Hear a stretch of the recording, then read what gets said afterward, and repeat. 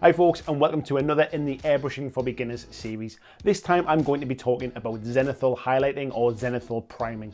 Now for those that don't know what this is, it is essentially priming your miniature in a dark colour, normally black, and then coming at it from above with a lighter colour, normally a light grey or a white.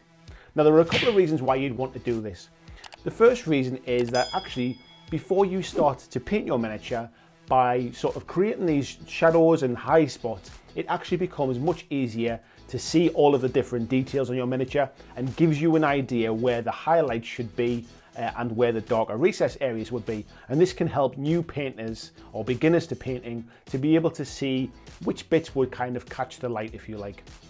The second reason for doing this is that if you're coming in with maybe a wash or a really thin down paint, or you're coming in with contrast paints, this will actually help to pre-shade the miniature, so the bits that are hit with the lighter colour, the white or the light grey, will be lighter, and the bits that are sort of left behind in the recesses and the shade areas with the black paint, this will then be darker and more shaded. So it can actually give a really nice effect with very little kind of skill or paint knowledge. So it's not a difficult thing to do. I'm going to show you exactly how to do it now. As I said, this is airbrushing for beginners, so if you know how to do this, don't worry about it. But we'll get straight on with it and I'll show you how to do it. So what I'm going to be using to demonstrate this is some of the miniatures from Infinity Code 1. And now I've already primed these black, so I use a black Vallejo airbrush primer. You can use a black spray can or anything, basically whatever you've got at hand. But it seems it's airbrushing for beginners. I'd suggest you airbrush it with black. Now, what I'm going to do now is I'm going to mix up some of this, which is Model Air White from Vallejo. Now there's many, you can use any white you want as long as you thin it down correctly. So we'll mix that up and then we'll come back.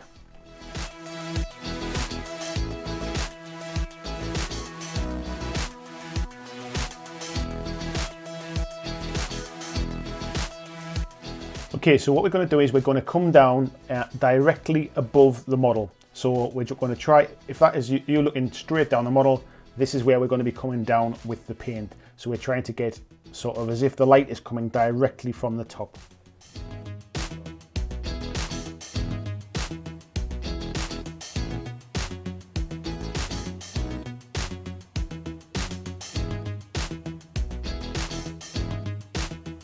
We want to be doing this quite lightly, we're not blasting it on, we're coming at it directly from above and we're picking up all of the areas where light would hit. You can see we're picking up here on the leg.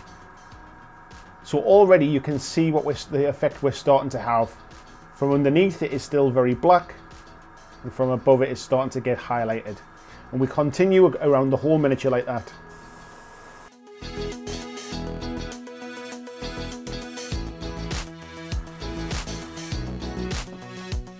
So you can see there the effect that it's basically having. Underneath, it's very black. We can see here, it's starting to pick up. Let me just grab a brush here. It's starting to pick up a little bit here on the leg. It's picking up a lot more on this leg, but if I tip it up, you can see there's none here underneath. The bottom of the cloak is still very black, but coming at it from above, it's starting to get some light and highlight. And this is effectively where, if you shone a light directly from above, this is exactly where the light would hit. Now what you can do, if you still want to brighten the model a little bit, you can come in from a bit more of kind of like a 45-degree angle. So I'm going to come in from a slight, rather than coming directly from above, I'm going to come in at a bit more of an angle now so you can see how much more of the white we start to get.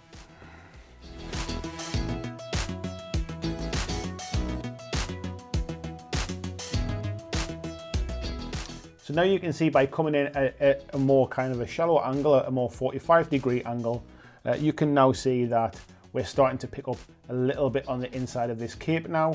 We're starting to pick up a little bit more down the side of this arm.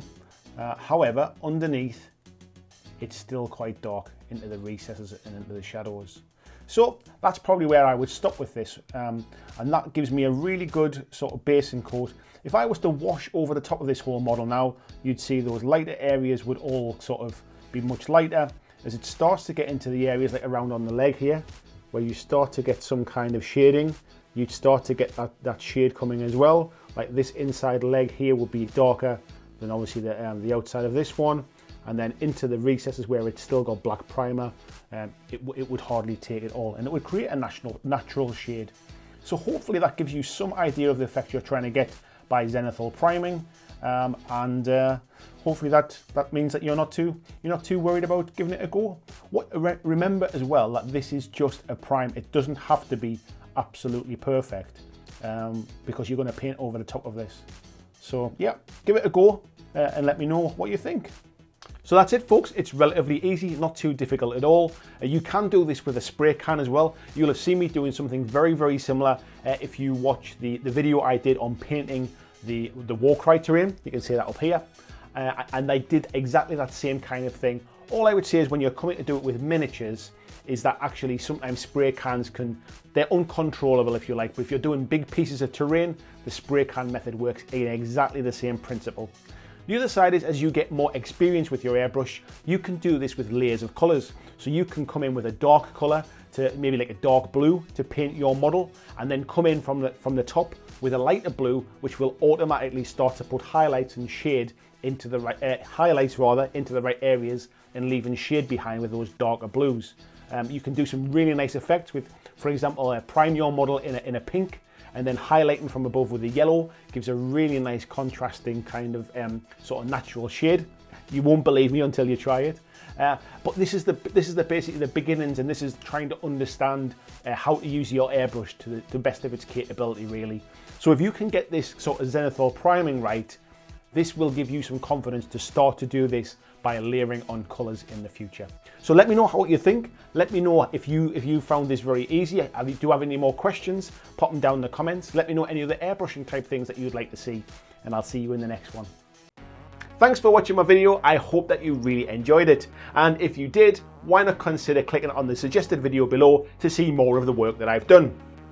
If you'd like to support the long-term sustainability of this channel, why not consider checking out my Patreon, where you can pledge and support from as little as $2 a month, and there is lots of different tiers and bonuses which will give you access to a private Discord server. It will give you free t-shirts, free mugs, a podcast every month, and a number of other things, including getting your name at the end of every video, like these awesome folks who already support me now.